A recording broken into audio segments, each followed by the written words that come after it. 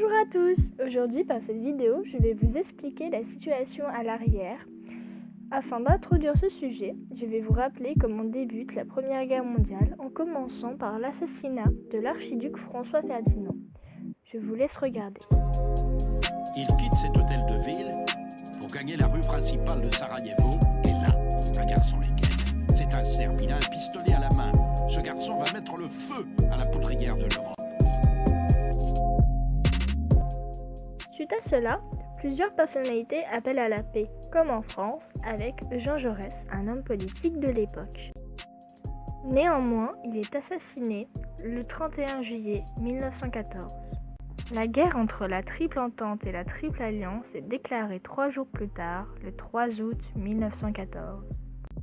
Mais alors, pourquoi est-ce une guerre mondiale alors qu'il s'agit de pays d'Europe ?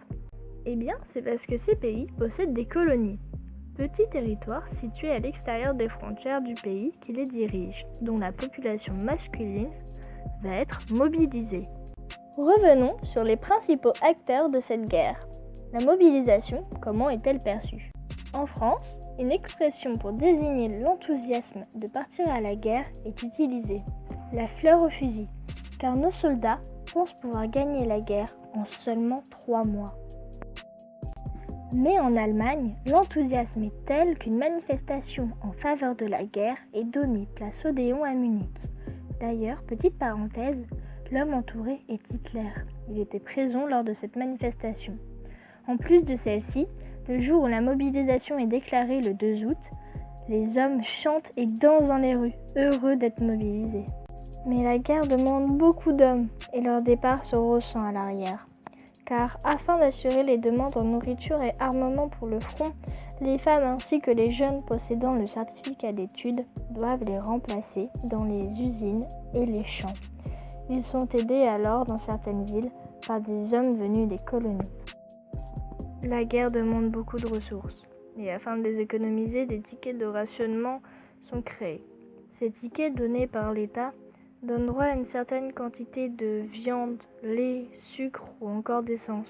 Mais au front, l'alimentation est moins riche et moins variée. Dans l'idée, ils avaient droit à 500 grammes de pain gris et suivant la période, entre 300 et 500 grammes de viande et avec des féculents suivant le mois.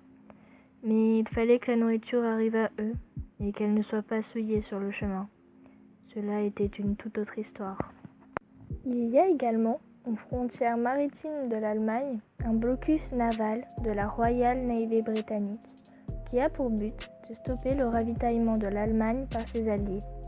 Ce blocus durera jusqu'au traité de Versailles en juin 1919 pour les pousser à capituler. Ce blocus a été un des facteurs des nombreuses morts par sous-nutrition.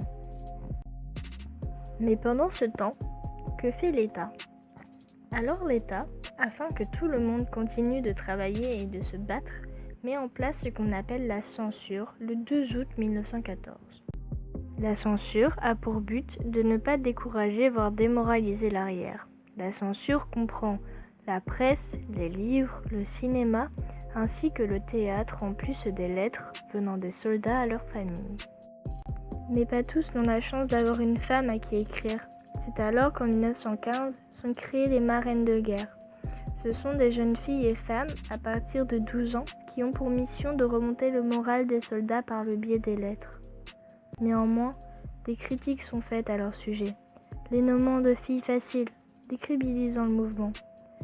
De nombreuses femmes démissionnent à cause de ces critiques. Néanmoins, l'État ne peut contrôler les décès. Ils savent que ceux-ci peuvent grandement impacter le travail des femmes à l'arrière. C'est alors, comme pour valoriser leur travail et que pour le décès de leur homme soit moins pénible financièrement ainsi qu'il passe mieux, il était fréquent que l'état-major augmente le grade de l'époux décédé. Il y a eu environ 600 000 veuves et près d'1 million d'orphelins en France. Mais la présence de la censure est aussi là pour que l'arrière n'hésite pas à donner aussi bien sur le plan physique en travaillant, moral en conversant avec le front, mais également sur le plan matériel en donnant de l'argent. Car en temps de conflit, l'État a besoin de fonds. et de ne pas dire les conditions dans lesquelles vivent leur époux, père ou oncle, font penser que par cet argent, ils connaissent des conditions plus respectables, bien que cela ne reflète pas la réalité. Par la censure, va alors se créer un fossé entre le front et l'arrière. Cette barrière va créer comme un éloignement des hommes et de leur famille, et inversement. Les hommes ne sont pas à l'aise à l'arrière, bien que de ne pas être sur le front. Néanmoins, ils ne peuvent se confier, ni même parler de ce qu'ils ont vu, car à l'arrière, on constate que peu, voire personne n'est réellement au courant de ce qui s'y passe. Car leur quotidien dans les tranchées est l'opposé de ce que connaissent les gens à l'arrière, qui eux ne font qu'apprendre de nouvelles choses par une presse censurée ou morale à l'école pour les jeunes, car aux enfants on leur apprend qui sont les coupables de leur malheur, les Allemands, ainsi d'être plus patriotiques, alors que les Français aussi vont dans les tranchées et se battent, autant que les Allemands.